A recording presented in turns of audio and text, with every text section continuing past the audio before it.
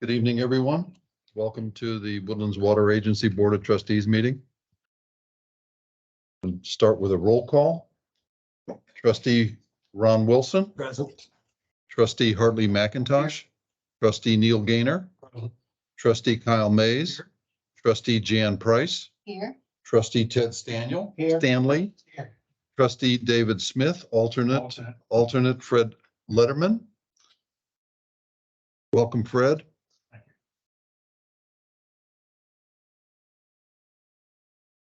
Trustee Hugh Connett. Here. Trustee Bob Lux here. Trustee Paul Martin. Here. Very good. We have a full house. Very good. We'll start with the invocation and pledges of allegiance.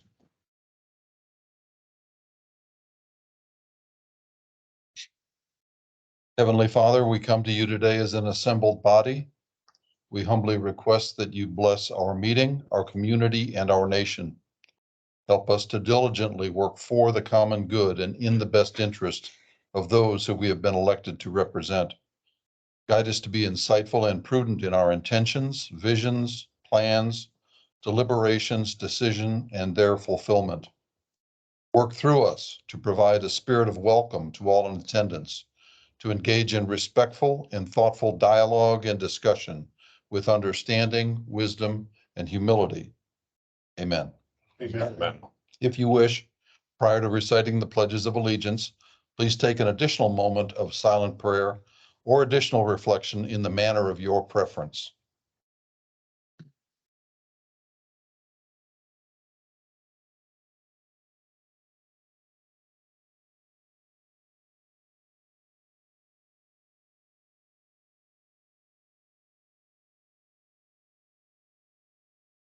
Thank you. Pledge allegiance to the American flag. Pledge allegiance to the flag of the United States of America and to the republic for which it stands, one nation, under God, indivisible, with liberty and justice for all. Pledge to the Texas flag. Under the Texas flag, I pledge allegiance to the Texas, one state under God, one and indivisible. Thank you. Okay, we are now to agenda item number 3, which is receive comments from the public. And we have one of our residents who wishes to address the board, and that is Mr. George Wassoff. I believe, did I pronounce that correctly? We've known each other forever. Well, it's the start of a wonderful relationship, I'm sure. Mr. Wassoff, please, Good evening. you can step here if you'd like. I live at 22 Secluded Trail. Neil Gaynor is one of my neighbors.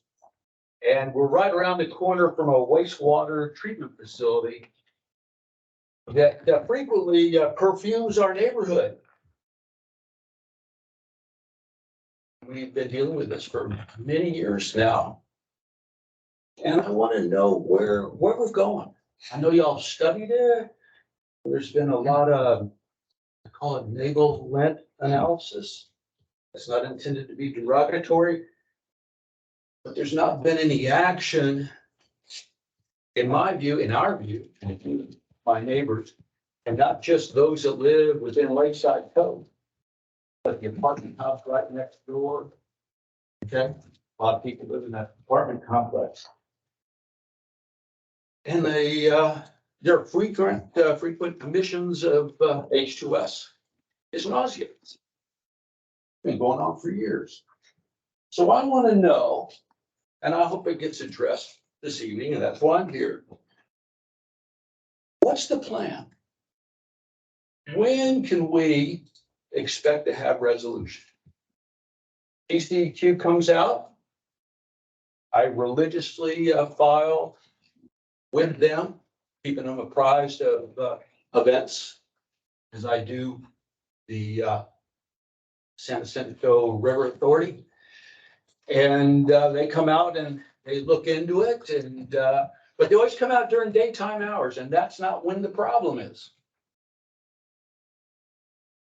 We get the perfume sometime around 6:37 in the evening and runs well past up to or well past midnight. There's some nights that it's so strong that, even going out for a walk, it's just not gonna happen. So turn on the fans, try to blow it out, clear out the house. God help us if we have neighbors or friends or family for the evening or come stay for the holidays. It's just not a pretty sight. Well, actually, it's not I wouldn't call it a pretty sight. That's not a very good description. It's just quite distasteful. The odor is horrendous. Now, I can't imagine anybody in this room Mhm. would want that in their backyard. Pardon me, I failed to mention earlier, if you could please hold it to 3 minutes, that'd be appreciated. We're good, we're good. No, you No. continue. Get your- I'm gonna say, I just can't imagine anybody in this room other than Neil, because he's right there with me. Although he's down the street enough away from it that I guess it's more diluted by the time it gets to you. But I can't imagine anybody here wanting that in their backyard. And it feels like it's in our backyard. So I'm here tonight. Y'all have heard what I have to say. I want to hear what y'all are gonna, what y'all have on the radar screen to address this issue. Thank you for your comments, sir. Yes, sir. Regrettably, it's not an agenda item. We really can't take it up tonight. But we will, it's been addressed and we will take another pass at it. All right. Thank you, sir. Yes, sir. Thank you for your time. Okay, we are now to the consent agenda, which is agenda items 4, 5, 6, and 7, pages 1 through 17 in our meeting packets.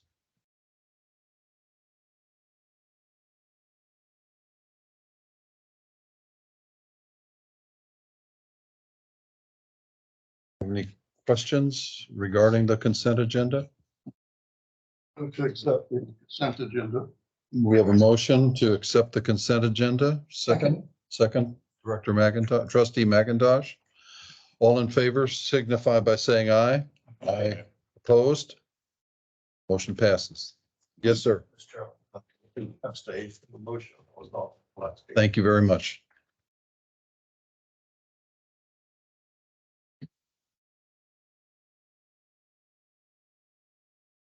Excellent. That moves us to agenda item number 8. Consider and review approval of the district's fiscal year 2022 draft audit report. It's on the Google Drive. From Ox Cox, yes. The audit committee last night, very productive meeting. Forgive me, your name, please? Oh, I'm sorry, John Knox. John Knox. I haven't met everybody here. I'm John. We had a very productive meeting last night and, we had some changes that didn't make this draft, but, and I can just quickly tell you there were a couple, typos in our audit opinion, the new audit opinion, so we corrected those. We are dropping on page 15. Section I, reclassification, because it doesn't apply this year, so we're taking that out. What page is that on? Sorry. Page 15. 1-5. And we had some discussions regarding equity and so forth and so on, and there's, again, I thought it was it's all very helpful. We had a strong audit committee, and I appreciate the help of it. With that, I'll open it up to questions. Do you have any regarding the audit? And plan is to have it finalized right towards the end of the month, beginning of February. Get it over to Brian and get it filed with CCT. And a reminder, the timeline that we have for these is very short. So what protocol has been that we have an audit committee meeting prior to this meeting, address any observations, corrections they have. And we request approval at this meeting in order to meet the deadline in mid-February, TCQ, to approve the audit as amended. That's my comments. Well, might get a few comments. Harley might find something he doesn't like, and we're always appreciative. And if, as long as we consider them minor, we'll go ahead and incorporate them and get it in the final copy. If we can see something that we consider to be a major change, we would probably want to bring it back to the trustee the next month. ECQ has a deadline of February 13th, I believe, right around there, but it's not there's no penalties if you're late. So if we had to push that deadline, it would be okay. That's our normal request is that everybody have a couple of weeks to look at it, see if they have any changes. If they see any, let Jim That know. goes through me and Maureen. Yeah, and then they'll get them to me. We'll get them incorporated in the. Recommendation of the audit committee. Approve. And you make that a motion? There you go. That's my question. Well, we can do that. That's why motion. After the motion, okay. After the motion, you get to ask all the questions you want. Second, anyone? I'll second. Second from Well, it doesn't need a second. trustee, that's right. Committee. Oh, yeah, ma'am, sorry. I know. Even I. 101 stuff, 101 stuff, sorry. Okay, so we have a motion on the floor from the committee, and we have a question. Yeah. We are open to questions. So new to the audit, read through it in detail and I just have a couple questions. And one in particular, I think maybe you can address offline, but it's pretty important, I think. So this was an audit of the financials as they are published and put together by the agency, correct? Does it look at any of the controls and policies that are also part of the functioning of the accounting and finance function? I didn't see anything in there that kind of, spoke to the controls. And the controls of sorts, which I assume are in place, would be someone can have a delegation of authority to commit, resources from the agency, but then you'd have a payment authority that'd be separate, right? So you have separation of duties and things like that, which are really at the heart of making sure that an organization has controls. And typically with controls in an audit, you test the controls and you kind of attest to them that the controls are in place. There's a policy in place. The controls are working and they are active and functioning. And I really didn't see that. So maybe that wasn't the scope of the audit. I just didn't see any. Respond, actually, the primary focus, it doesn't feel like it, when I'm making this presentation, but the primary focus of our audit is understanding risks, the inherent risks, the control risks, the internal controls, and evaluating them to make sure that they're working. And then we do tests of the numbers to corroborate what we've done in our risk assessment. So it's all done kind of on in the back alley kind of thing. If we do see any issues that we believe to be a reportable condition or material weakness, those are old terms, but we will either verbally or in writing, depending on severity, report that to the board. We do have a management letter. We've had a management letter for years. I can tell you that, and it's available. We're going to get Is that different than what's in the front of this audit report? That's a different. Yeah, you're talking about our opinion.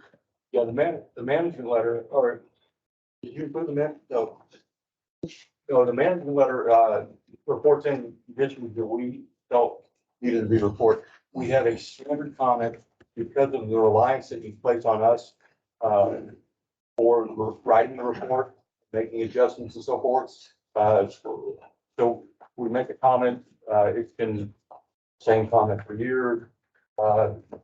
In the management letter, there's a response from his APA regarding our comment, and it's a standard comment that nearly every mud in Texas gets. So I didn't feel the need to bring it to the board tonight, but we have a copy of it. Maureen has a copy of it.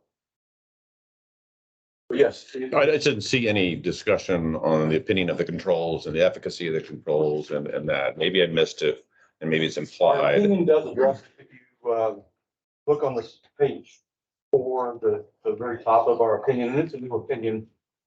It talked about in performing the audit, we do these things. And so I can, and should give some clarity, and then based on our audit, we form an opinion. Okay. Okay, well, maybe I'll try to understand some of that offline. It's just very different than what I'm used to seeing. The one item I did think on page 20 that probably need to check, and you can do this, it's in reference to the 401k. language. We just had an opportunity to look at the 401k language as it sits in the employee handbook versus, and Shelley kind of is well aware of this, as well as what was actually in the policy as the company that's administering it for that, and found out that they were very inaccurate, is inconsistent. And I think the way you describe it in the audit is different than how it's really written. So I just ask you to check that. Shelley's got the latest language. And I think you'll probably modify that page 20 language in the 401k a bit to capture that accurately. It's a small thing, but I think you'd want to capture because it's important to know. Would you like, us to send you like a draft of this new note to? I think your final report should just include it. I'm assuming that they'll square it away. Yeah. It's just, we just had a chance to look at it recently, and that's why I actually caught it. So that's it for me. Thanks. Neil, did you have a point of clarification or? You good? Okay. Okay, we have a motion. We've had discussion. All in favor signify by saying aye to accept the draft proposal modified. Aye. Right. All opposed? Thank you. Thank you.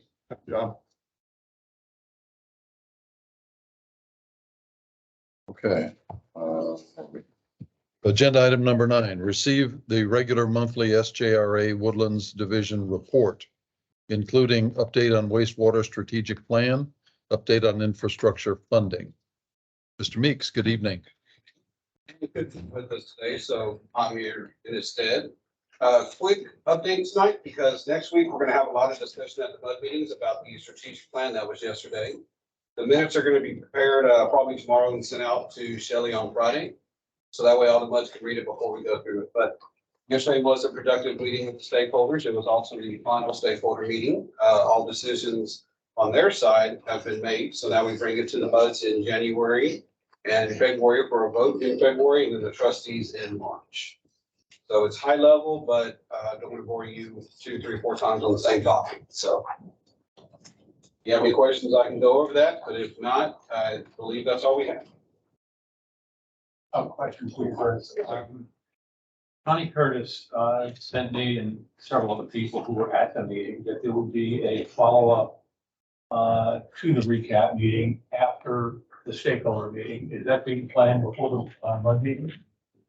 It could be. What we are waiting for is availability from those who want to meet for additional information. I believe that's the last that was sent out. That's my understanding. Because we haven't heard anything. There was a few people who couldn't make the all MUD stakeholder meeting, all MUD recap meeting we had on January 4th.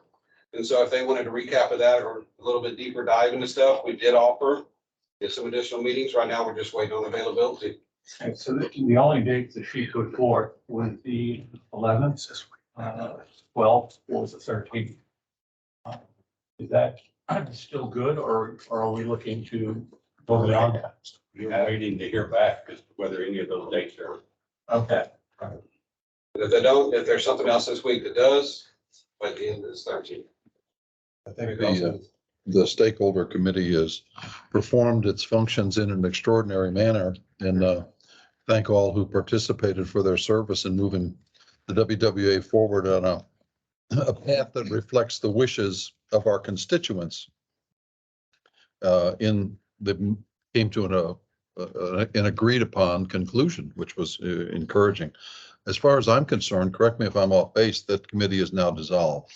That is correct. That is correct. So any other, Fred, any other communications would be on a one-to-one basis, I believe. Feel free, please. But as far as a committee, standing committee, it may be reinstated someday, but there'll probably be different participants. If there is a need, of course. And they did a great job, as did SJRA staff. It was good. A lot of good questions during that. And of course, if anybody wants any one-on-one more information, we're always open and available. Chris, the only thing I had is on page 21 of our meeting packet.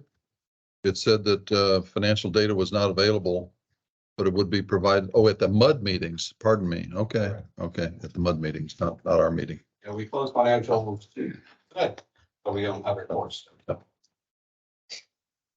Very good, thank you. Update on infrastructure funding, Mr. Shackelford, good evening. Good evening. Congress met. Well, I think they're back in session, but they closed and voted on the omnibus bill late December.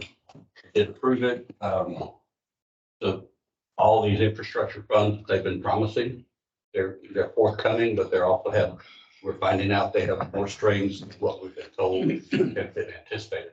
Strings in the sense of they're looking to distribute to small communities that are either under enforcement or administrative order by the TCQ. It's advantaged communities. Most of these categories you don't qualify in. So, but we'll continue to pursue it. We did find out this is only for as much pay for Bear Branch maintenance. 3.6 million that Congressman Crenshaw was trying to get for Bear Branch dam improvements was successful. We've been back in touch with the Corps. They have confirmed that the project has been approved. They're still awaiting a decision on the appropriation. That is good news. How much all in did we pay our activists, lobbyists, advocate, whatever we call them? It's basically 110,000. Return on investment. About 9,000 a month. And so the question is going to come up as to whether to extend it beyond 2023. We also had communication. There's a group that's being formed with Texas Water Conservation Association, trying to put a lot of these groups together to make a funnel, if you will, a channel to get funds to the water wastewater agencies. So I know SJRA is working diligently, and we're trying to get all of our associations put together to work in unison to come up, because we're going to need funds. And some of that is geared towards, heard about the large surplus that the state controller's office have in the rainy day fund. So the pursuit is to try and move 5 billion, 10 billion out of that into the infrastructure funds to help pay for water, sewer, and flood infrastructure. So we're anxiously awaiting. We won't know that till the end of May, but there is a big push. Questions? No questions? Thank you, Mr. Shackelford. One more on Spring Creek. Oh, yes, sir. We have a meeting with the consultant on January 23rd, and then a stakeholder meeting on the 30th. And that's to get the results of the hydraulic analysis for, remember they did a hydraulic analysis for something for a word, but they did an optimizing study on one of the dams and being able to lower or reduce the size of the footprint of the dam. The committee asked that the consultant do that on the other detention pond location. And so we should have the results of that on the 23rd.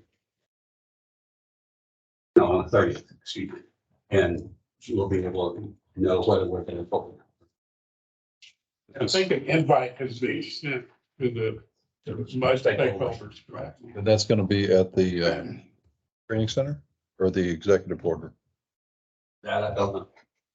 Probably where we've had it before, probably up at this boardroom. Oh, okay. Matt, Matt, at the Woodlands. yeah, Matt had it. I will verify. It was in the invite, the I haven't seen the invite. Outlook yet, invite or whatever. We'll clarify for you Yeah. where it's going to be. Thank you. Any questions? Thank you all very much. Thank you, sir.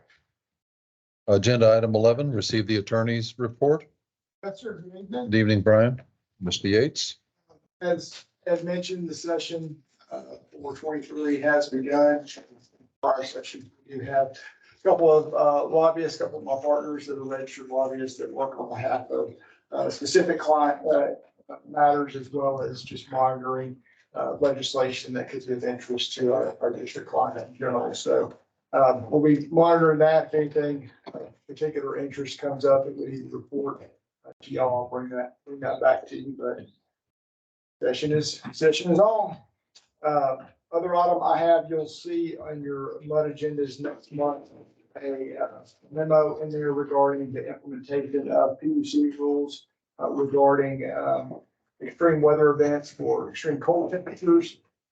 We talked about this last year. This was a bill that was passed after Winter Storm Uri.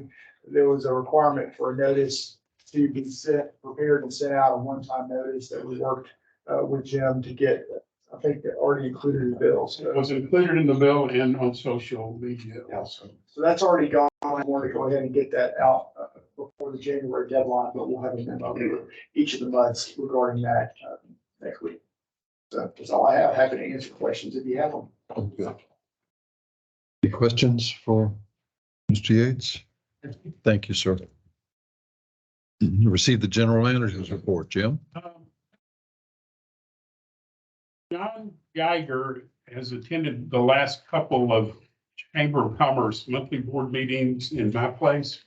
This week he attended, and at the meeting, he reported that there is some concern in our camp about the Lone Star Groundwater District election and the issue with John Yours not being a viable candidate. And that it's our understanding that he certainly could be appointed to fill that position.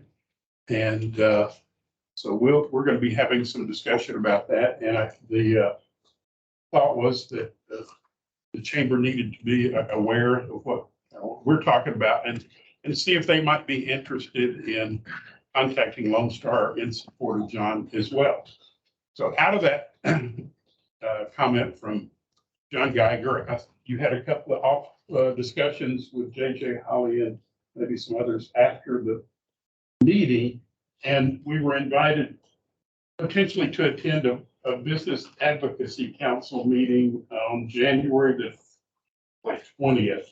So anyway, more to come. They seemed interested. I think their protocol would be to have one of their committees take that up as a discussion item and see if they reported back to the chamber board a recommendation on the path. Good news. So an appointment hasn't been made yet. No. Okay. Well, did anybody tune into, wasn't it yesterday? Didn't they meet yesterday at 6 p.m.? Yeah, I think that was, but I didn't too. acknowledge I was told by their GM that they didn't have a path forward as of a few days ago. Yeah, there is a precedent in Montgomery County. If you remember when we had an individual run for the county attorney, and he was a member of the WCA. And the determination was that he had to quit one or the other. But he, at the time he was elected, he was in both, okay? And he decided to not continue in the WCA, and this was Frank Bass, if you remember, who's now departed. But there is a precedent in Montgomery County for this, where someone inadvertently didn't understand that they had to resign in advance from a taxing unit, all right? So someone should bring this to their attention. Thank you for that insight. Yeah, Brian, was there any change in legislation or in wording of the law, to your knowledge? That would you be a precedent-setting situation such as Hartley just mentioned? So that, the details, what Hartman's. well, I will give you another example. Peggy Hausman was a director of Mud 40, and she was on the WCA. And when she went to file for the township, when that started, she went forward and filed, and when she was elected, she resigned from Mud 40. So, you know, this is not something new. Okay, yeah. Thank you very much. That's insightful. I was unaware of that. John, anything else? No, I think you covered it. Anything more, Jim? Yeah, I just want to point out that we have several compliment messages on, it's page 27, 28, and 29 in my packet. And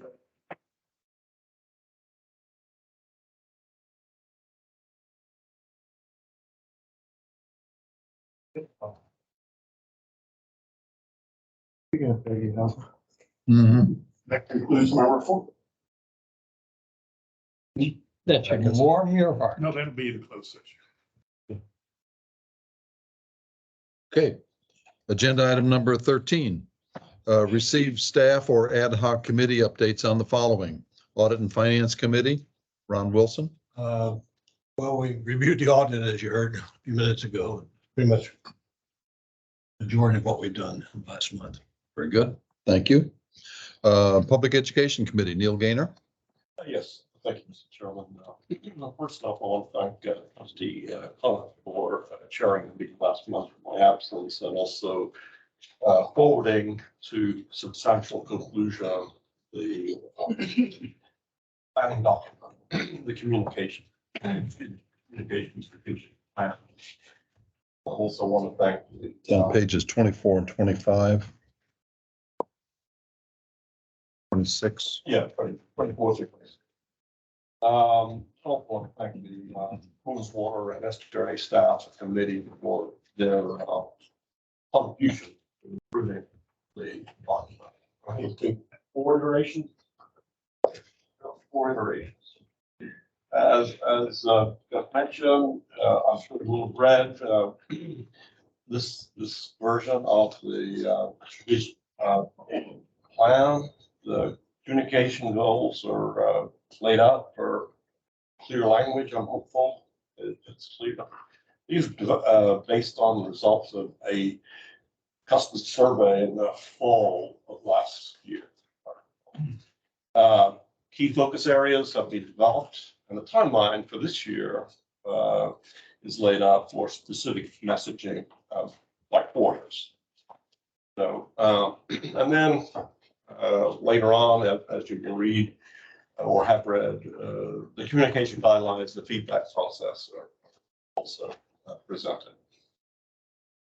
Now, in background, as I think about the role of the communications, public education committee and communications document, I think of the example of the failure to communicate by the city of Houston.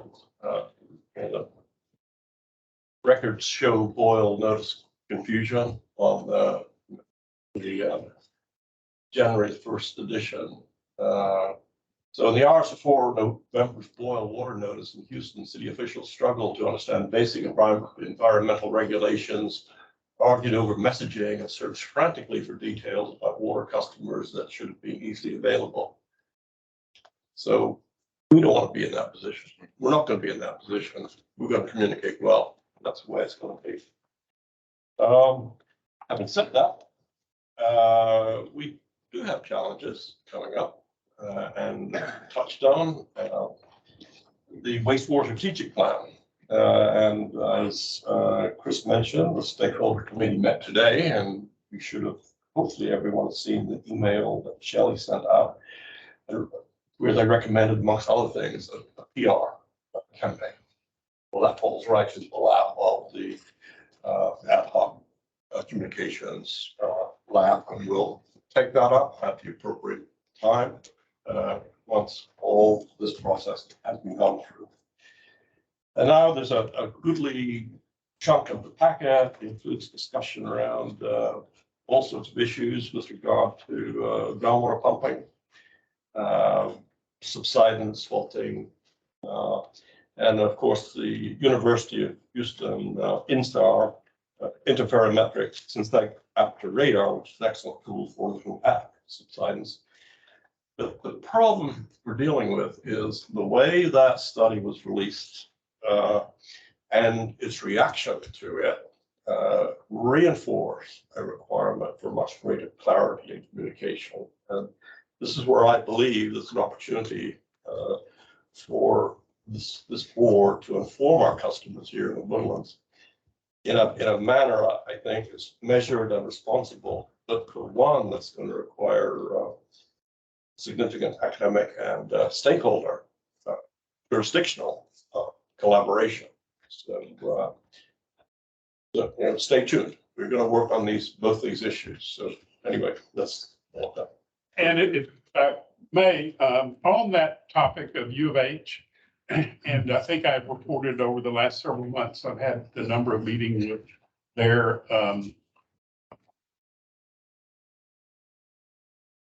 the name of the department escapes me, but geoscience department and Dr. Khan. And Neil has attended one or more of those meetings. And they did reveal that they have been working with the Harris Galveston Subsidence District on a number of joint ventures. So that kind of piqued my interest. So I invited Mike Turco, who is the GM for that group, to come and meet with Neil and Bob Lux and I the first week of January.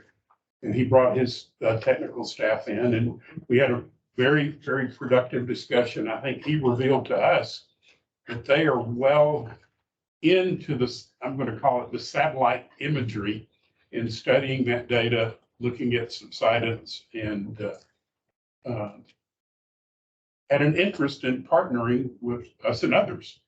They are also partnering, I think he revealed, with SMU. They've got some pretty technical and neat stuff going on. So I think the discussion on that topic with the subsidence district is more to come. And Neil has prepared kind of an outline that we'll be looking at. But I think the takeaway in my mind was partnerships, bringing in folks like the park and others that might have an interest in what's going on in Montgomery County. So more to come on that, I guess, is take it away. Thank you. Anything else? Very good, sir. Okay. Brings us to agenda item 14, consider approval of the Public Education Committee strategic plan. And there is a motion by the committee to. I would move that the board of trustees approve the plan as provided. On behalf of the committee. Yeah. Yeah. So further discussion regarding this strategic communications plan? Yes, sir.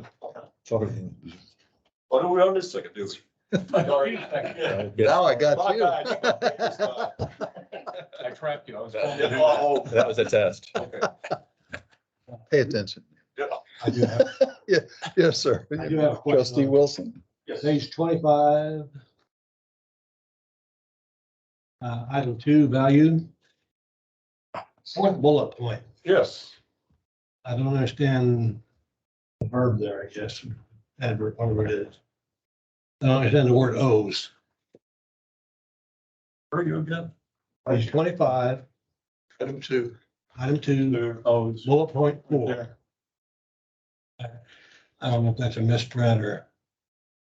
I'm not, I don't understand what you're trying to say. Well, the value, I mean, clearly, if a infrastructure is going through continuing operation, there has to be this continued effort at planning. And yeah, that needs to be reported.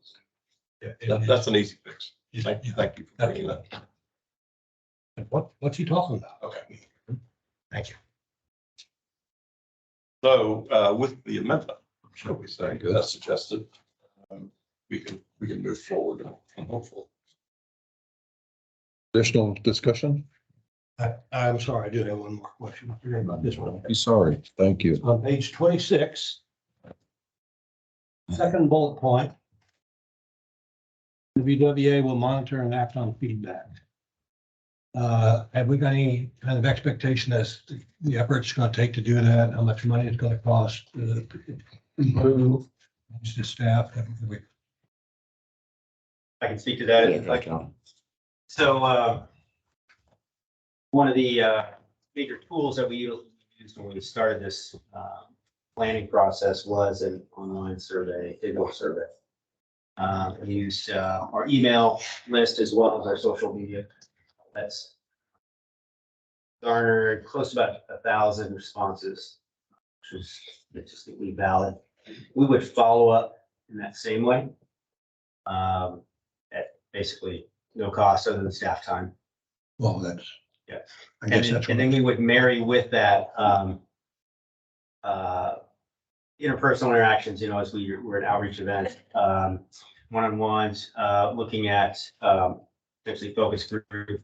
There's a number of other mechanisms we can qualify that data with. But the primary tool would be another follow-up survey. Okay, do you, John, do you anticipate significant staff time on that, or No. that could be done with the existing staff? Okay, thank you. With these. Tools are in place.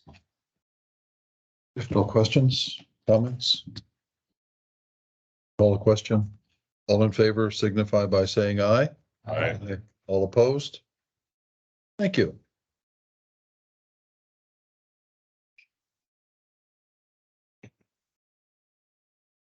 Okay, that brings us to agenda item 15. At this time, we're going to recess into closed session to consult with our attorney pursuant to section 551.071 Texas Government Code and pursuant to section 551.74 of the Texas Government Code. So if we could have the room, please,